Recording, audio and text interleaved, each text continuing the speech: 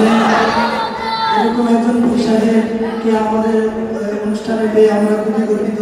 যদিও তিনি তত বেশি একটা পড়াশোনা করেন নাই, কথার মধ্যে অনেক অসুস্থতা পাওয়া গেছে, কিন্তু ওনার উপস্থিতি আমরা হুজুরের জন্য দোয়া করি আল্লাহ তাআলা ওনার হায়াতকে আরো দীর্ঘায়িত করুন। উনি খুব সুন্দর করে আমাদের বুঝিয়ে দিয়েছিলেন যে মিলাদ কিয়াম জায়েজ আছে। তো প্রতিপক্ষ থেকে এখন মিলাদ কিয়াম জায়েজ ওনাদের পক্ষ থেকে, আমাদের কওমি উলামায়ে কেরামের পক্ষ থেকে, হক্কানি উলামায়ে কেরামের পক্ষ থেকে মঞ্চে আসছেন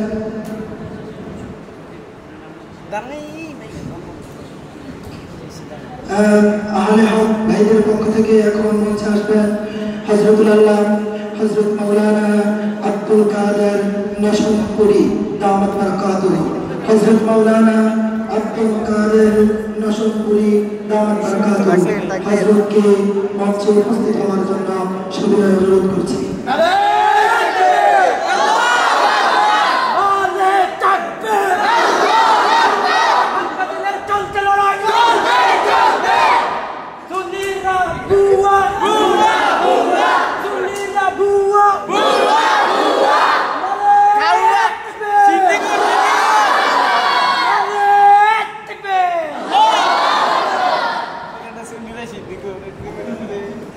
نحمده ونصلي على رسوله الكريم أما بعد فأعوذ بالله من الشيطان الرجيم بسم الله الرحمن الرحيم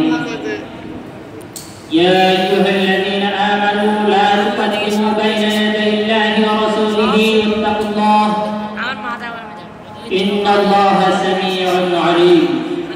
وقال النبي صلى الله عليه وسلم لا تقوموا كما يقوم الأعاجم يعظم بعضهم بعضا أو كما قال عليه الصلاة والسلام.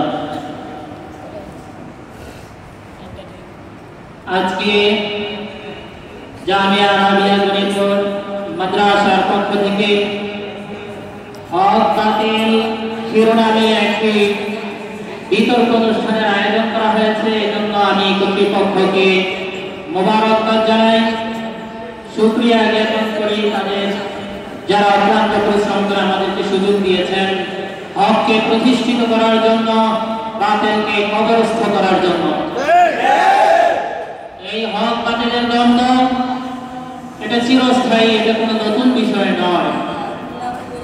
শয়তান এসেছে বাতিলের রূপে, সেটার মোকাবেলা আমরাই করেছি।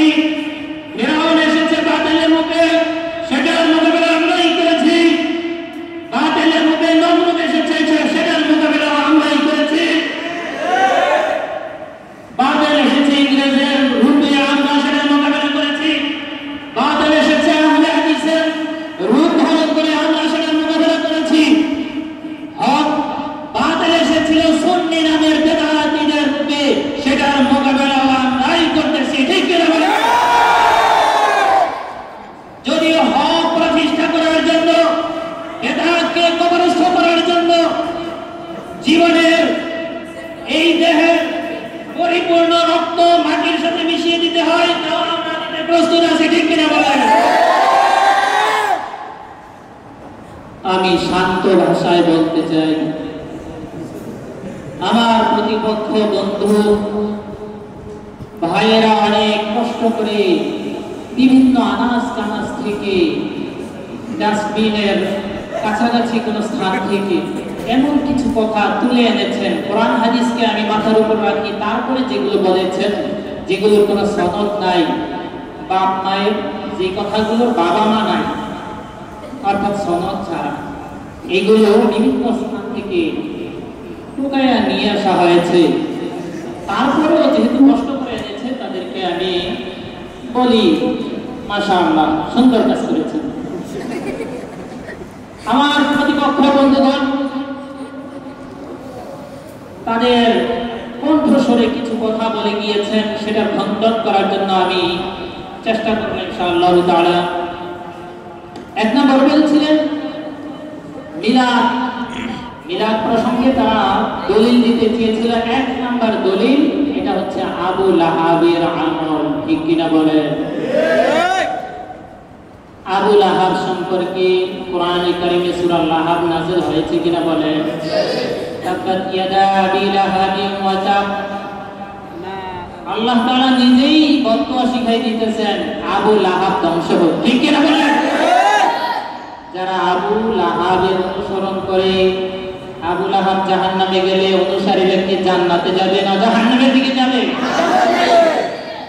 সুতরাং এক নাম্বার কথা, মিলাদ এটা আবু লাহাবের আমল, জাহান্নামীদের আমল, ঠিক কিনা বলেন? মিলাদ আবার দুই প্রকার, দেখেন ভাই। মিলাদ একটা হচ্ছে নবীর পবিত্র জন্ম, এই জন্মের সম্বন্ধে আমরা দ্বিমত পোষণ করি না। নবীর জন্ম, মিলাদ, জন্ম বৃত্তান্ত আলোচনা করা এটা অসুবিধা নাই, কিন্তু তারা যে মিলাদ প্রমাণ করতে চেয়েছেন সেই মিলাদ হচ্ছে বর্তমান যুগের যে বানানো মিলাদ, ইয়া নবী আল্লাহুম্মা সাল্লি আলা, এই ধরনের যে মিলাদ আছে। আচ্ছা বলেন,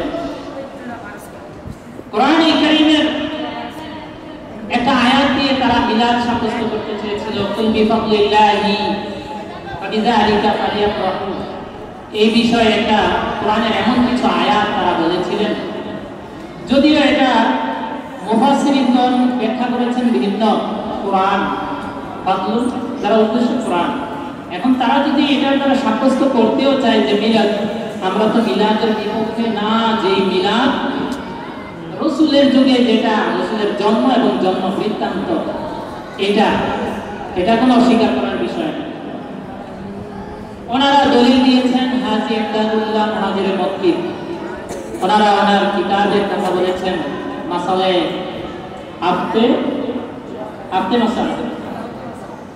এই যে কিতাবেরই ওনারা দলিল দিয়েছেন, ওই কিতাবটার এক অংশ তারা পড়েছেন আর এক অংশ পড়েন নাই, অথবা পড়েছেন কিন্তু সেটাকে লুকানোর চেষ্টা করেছেন। যেভাবে মাজার পূজারীরা বলে লা তাকরাবুস সালাত, তোমরা নামাজের ধারে কাছেও যেও না, পরের অংশ আর বলে না সুকারা, যখন তোমরা নেশা করছো, এটা আর বলেন। তো তারাও ওনার প্রথম কথাটাকে আমাদের সামনে তুলে ধরার চেষ্টা করতেছে, কিন্তু দ্বিতীয় কথা উনি কি বলেছেন, উনি সেখানে একটু বলেছেন, চোখ খুলে দেখেন, ওখানে বলেছেন अगर कोई मौलूद और क़याम को बज़ाते खुद इबादत समझता है वो बिदअत हो जाता है, वो बिदअत हो जाती है। এই কথাটা বলছেন, কেউ যদি এই মিলাদ কে কিয়ামকে নামাজ রোজার মতো ইবাদত মনে করে তাহলে সেটা বিদআত হয়ে যায়। তাহলে আমি বিদআতীবাদীদেরকে খুব মায়াবী কণ্ঠে বলতে চাই যে আপনারা হাজী ইমদাদুল্লাহর এক অংশকে মানবেন আর এক অংশকে মানবেন না, এটা হতে পারে না। যদি মানতেই হয় পরের অংশটাও মানেন। এখন আসেন,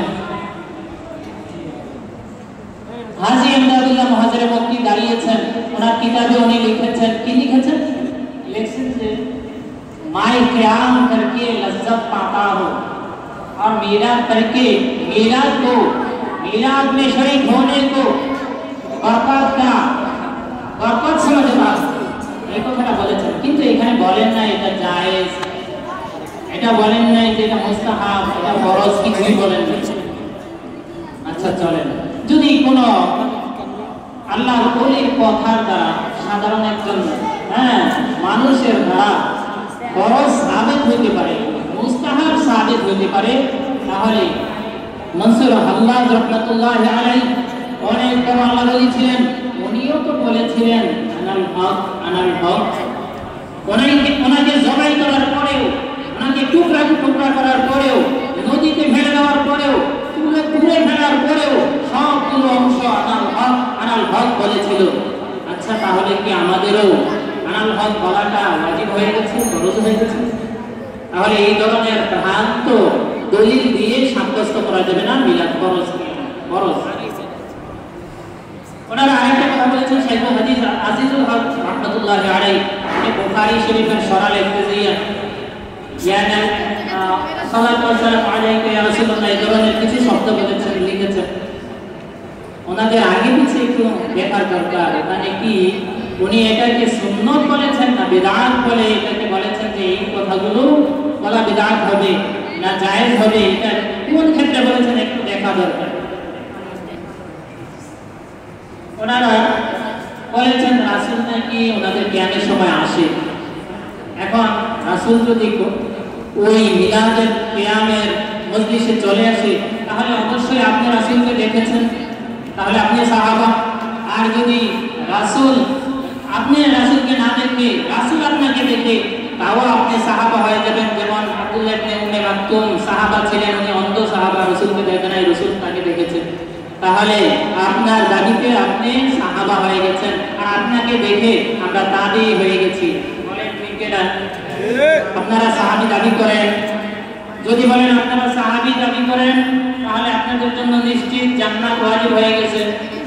আর সাহাবায়ে কেরাম তো আপনাদের মতো এমন জঘন্য কাজ করেন না। আর যদি বলেন না আমরা সাহাবা না, তাহলে আপনাদেরকে আমরা বলবো আপনারা হচ্ছেন আবু জাহেল। আল্লাহর রাসূলকে আবু জাহেল, আবু লাহাব তারা দেখেছে, আল্লাহ রাসূলও তাদেরকে দেখেছে, কিন্তু দুঃখের বিষয় তারা সাহাবা হইতে পারে নাই। আসেন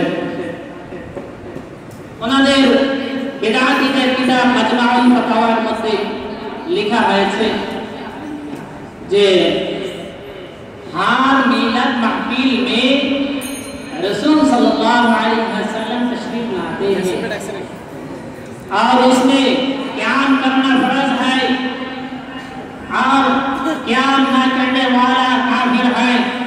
ওনাদের এই দলিল একেবারেই ভিত্তিহীন।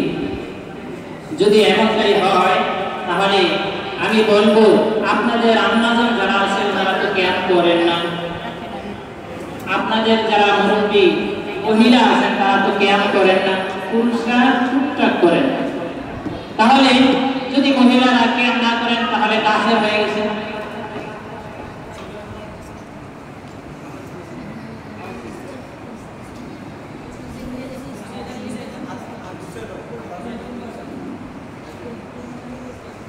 তো আমাদের পক্ষে আমাদের যে বিষয়গুলো আমি খণ্ডন করার চেষ্টা করেছি, এই পর্যায়ে আমি আমার পক্ষের একটু কথা বলতে চাই যে মিশকাত শরীফের 403 নম্বর পৃষ্ঠায় আছে, এটা আনাস রাদিয়াল্লাহু তাআলা থেকে হাদিসটি বর্ণিত।